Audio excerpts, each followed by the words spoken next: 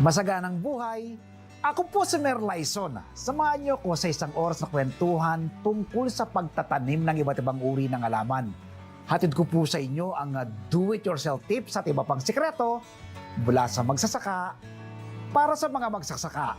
Nakatutok kayo sa Signal TV Channel 1. Live din po tayong napapakinggan at napapanood sa RPTV, YouTube at Facebook.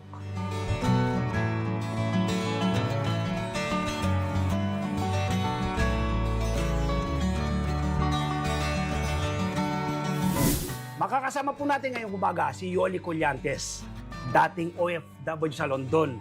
Ngayon po ay isang magsasaka dito sa Nueva Ecija. Masaganang buhay ating Yoli. Kumusta ka? Ano pong pinagkakabalan mo? Ay, mabuti naman. Eto, busy-busy ko sa pag-asikaso ng mga halaman ko, nagtatanim, nagdidilig, lahat ng klase ng alaga. Yes, ba talaga naman, oh. Bakit po naisipang magtanim? Ano pong benepisyo na kukuha po ninyo? Aba, marami.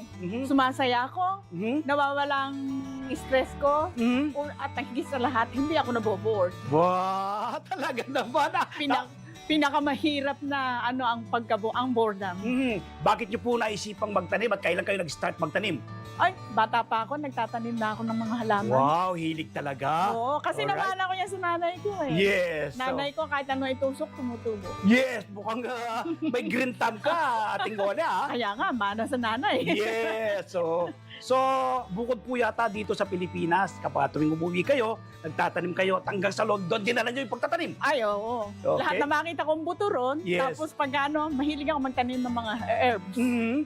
So kahit na at saka mga halaman, kahit anong halaman, Yes. flowering or dahil yun ang mahirap ang gulay sa London malamig. Yes. Mahirap magpatubo. Tapos itong mga herbs na to, ito na rin ang ginagamit mo sa kusina. Oh yeah, yun ang Okay. ginagamit ko sa pagluluto ko. Tapos, ano po bang iba pang benepisyo na nakukuha nyo sa pagtatanim? Sa pagtatanim, oh my God, sumasaya ako. Yes. Tapos lalo na kapag inaani ko na mga harvest ko, wow, Yes. hindi mo kayang bayaran yung sayang nararamdaman ko. Tama po. At saka makatitiyak ka. Oo. Yung kakainin mo healthy. Press na press. Yes. At walang gamot. Tama po. Nakakatipid ka pa. Nakakatipid pa. Ano-anong mga herbs at yung mga naitatanim mo na? Oh, coriander, Coriander. mint, tapos mga basil, tapos ano ba? Oregano. Oregano. Lahat po ng binanggit yung yun. Yeah. Napakasarap at napakasustansya. Kaya naman napakalusog ng katawan mo. Ateng, Ateng, ilang taon ka na ngayon? Oh, nako. Bata pa ako, 68. 68! Teng, mukha ka lang 58. Dahil sa kinakain mong mga masustansyang pagkain, ano? Alin po bang herbs ang pinakamasarap na nasubukan po ninyo? Ay, Masustansya. basil.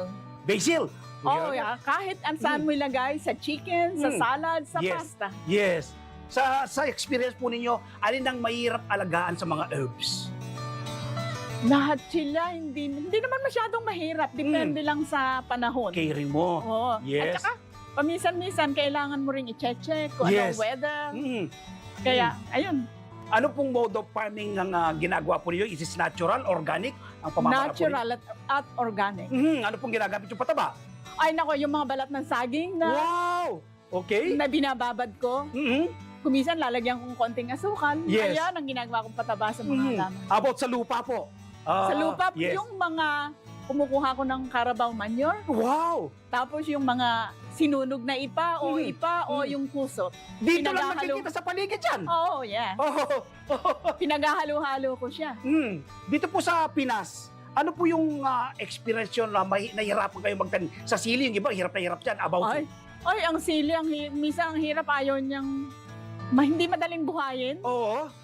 At Tapos saka, minsan ayaw niyang mamulaklak. yes. Ang ginagawa ko, pinagagalitan ko naman sila. Kinakausap niyo yung Oo, kinakausap ko sila. Oo. Sabi ko, Hoy, yung mga kasama mo, Namumuna. namumunga na. Bakit ikaw hindi pa? Parang tinatakot So mo. sasabihin ko, sige, bigyan kita ng 1 linggo. Pag di ka namulaklak, puputulin kita. So ano po nangyayari? Ano po resulta? After 1 week, nakikita ko sumusupling sila. Tapos nagkakaroon sila ng bulaklak. Yes. So sabi ko, Takutin alam mo mo, lang pala. minsan, Oo. yung mga halaman, para ding bata yan. Yes po. merong matigas ang ulo, di ba? Mhm. Kaya kailangan susupilin mo ng konti. Yes, parang ina-apply mo, Oo. Ting, yung tender love and care. Oo, no? yeah. Kung anong pag-aalaga natin sa mga bata, Sa mga bata. para lumaki silang malusog at maganda, Mhm. ganun din pala sa mga pag-aalaman. Kasi yan ang experience ko sa pagiging nanay ko, no? Yes. Yung bata para ding halaman, yung halaman para ding bata. Yes po. Ayun. Ano rin po yung sa tansya nyo ay pinaka madaling itanim na green leafy vegetables dito naman sa Pilipinas? Oh, Experience no. po niyo. Talbos ng kamote. Yes, tusok-tusok lang yan. Tusok mo lang yan, tatanim na siya. Yes, Kangkong, Kangkong. alugbati. Tutubo na yan kagad. Tutubo na siya. At saka habang tinatalbusan mo, lalo yung Oo, mayabong. nako, hanggang tinatalbusan mo siya. Mm. Every other day, pwede mo siyang kuhanan ng talbos. Yes. Talaga naman, ano bang po pwede nyong ibigay na tips sa ating mga kababayan? Usually po yung baguan pa lang na nagtatanim. Ano po pwede nilang gawin? Oh, pwede silang mag-start na magtanim ng mga gulay na madaling tumubo. Madali. Yung madali, okay? Oh, umpisahan nila sa kangkong. Kangkong, tusok-tusok. Tusok mo lang yon Yes. sa talbos ng kamote sa alugbate. Hmm. Hindi sila magkakamali. Yes. Dahil itanim mo, kalimutan mo, okay lang. Plant and forget. Oo. Okay? Pero kailangan lang didiligin mo paminsan-minsan. Yan, Dahil bibisitahin. matutuyo sila. Bibisitahin mo pa rin, ano? Mhm. Araw-araw. Yung iba kasi ating namatayan na sila ng alaman. Sumusuko sila about you. Nagtanim ka na ba't namatayan din ng alaman? Anong Ay, ginawa po ninyo? Naku, maraming beses namamatay ang halaman ko, pero nung Yes. sumusuko, Hindi ka sumusuko? Ay, Tanim pa hindi. rin ang tanim. pag namatay siya, papalitan ko siya ng bago. Ayun. Later on, maganda na siya. Oo. Pero hindi ko siya susukuan. Parang sa pagtatanim ng alaman na ating ano siya, continuous learning. Ano? Continuous learning ang pagtatanim. Kaya nga gustong-gusto ko yung pagtatanim kasi natututo ko. Mhm. At nakakakuha ko ng experience, Mm. gumagana yung utak ko. Yes. Oy, paano ba gagawin ko dito? Bakit ayaw mo tumubo? Mhm. So, banat na naman ako ng ibang, iisipin ko na naman kung ano gagawin ko para tumubo siya. Yun pala. No? Dapat hindi ka magsasawa. Ay, wag. Wag mong pagsasawaan. Parang ganun ang buhay din natin eh. Ay. Kapag ikaw nagninegosyo, meron kang gustong pangarap, dapat maabot mo yun. Ganon din sa alaman, mapapaganda mo yun. Huwag kang give up. Yung ganun, Try di and ba? try. Try and try. Oo. Until you succeed. Oo. If you fail, you learn. Mhm. If you succeed, you earn. Mhm. Nag-e-earn ka na ngayon, ating. Oh, Nag-e-earn ka na ngayon. wow. Oo. Ang dami ko nang napipitas na. Wow, talaga naman, oh. Bilang isang nanay po, ano pong ginagawa niyong pag-iikayat naman po sa mga kabataan, lalo po yung mga pamangkin natin, pamangkin niyo dito, at Ay. kamag-anak, para magtanim din kanilang Ay, pagkain. inaano ko sila. Iniinganyo ko na magtanim. Kuminsan tatawagin ko sila, hoy, Hoy. bangon kayo. Oo. Gising, may gagawin tayo. Sinasama mo Oo, sinasama ko sila. Tapos sasabihin ko sa kanila, eto, itanim mo. Oo. Tapos bibigyan ko sila ng contest. Yes. Contest tayo kung Oo. sino ang mas lalago at kung sino unang makabubuhay. Okay, ng anong halaman. premyo naman po nila? Pinag-shopping ko sila. Ba! Talaga naman, maganda sumami na sa sama mo ko sa contest sa ting. Pwede. Sabi ko, hindi, punta tayo ng shopping. Oo. So, nag-encouragement. Oo, yun ang ibig ano ko, sabihin. yun ang Oo. ano ko sa kanila. Oo. Para ma-encourage sila na, tapos ang nakakatuwa pa, kuminsan, Mami, ano ba yung tinanim ko? Oo. Dahil hindi nila kilala, no? Yes. Sabi ko, Hindi mo kilala yan? Oo. So, ikaw ang nagpapakilala So, sa kanila. pinapakilala ko sa kanila kung ano yung gulay na pinatanim ko sa kanila. Ayun! So, ganun pala. Ating ang pamamaraan ng pagtatanim mo, conventional. Ang tawag dito ay nasa lupa. Oo, lupa. Plano mo bang mag-shift into hydroponics method of Yan ang farming? hindi ko pa alam kasi palagay ko kailangan ko pang Okay. pag-aralan. Pag-aralan yan. pa. Okay. Oh. Yung kasing hydroponics katingin, nagtatanim sila sa tubig.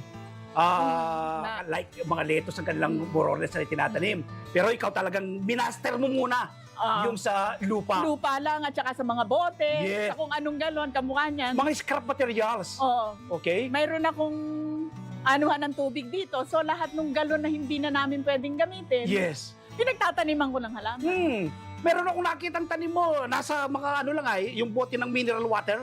Tinataniman mo. Kaya nga, Okay. kinakat namin yon, tapos Oo. tataniman ko ng halaman. Oo.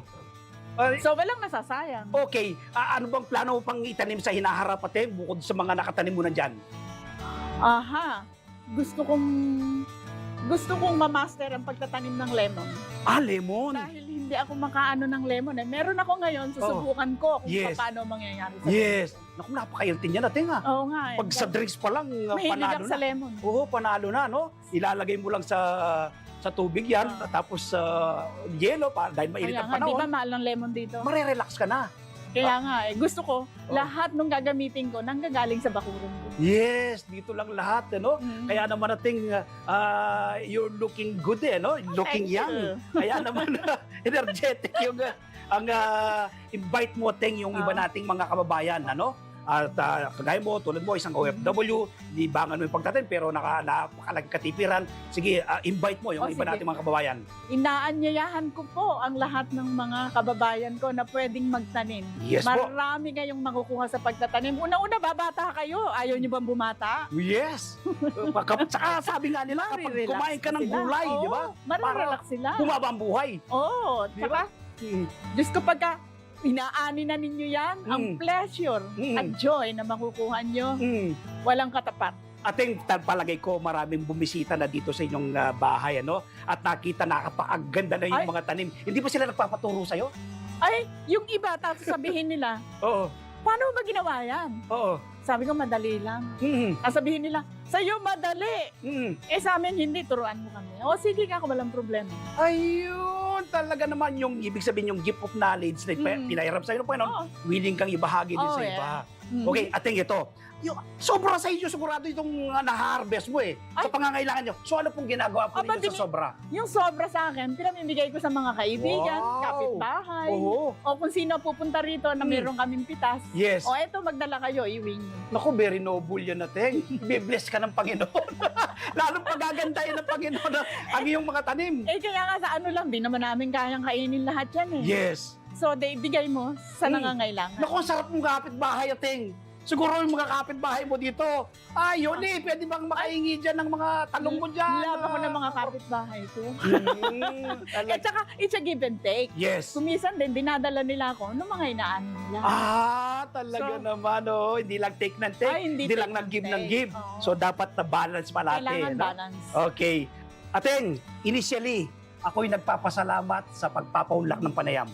Nagpasalamat din sa iyo at binigyan mo ako ng importansya na makita nila kung paano ang pagsisikap ko sa pagtatanim. Nako talaga. It's an honor. Yes po, si ating Yoli Collantes. Pero mga kababayan, huwag po kayong bibitiw. Itutur pa tayo ni ating Yoli dito po sa kanyang napakagandang garden sa aming pong pagbabalik.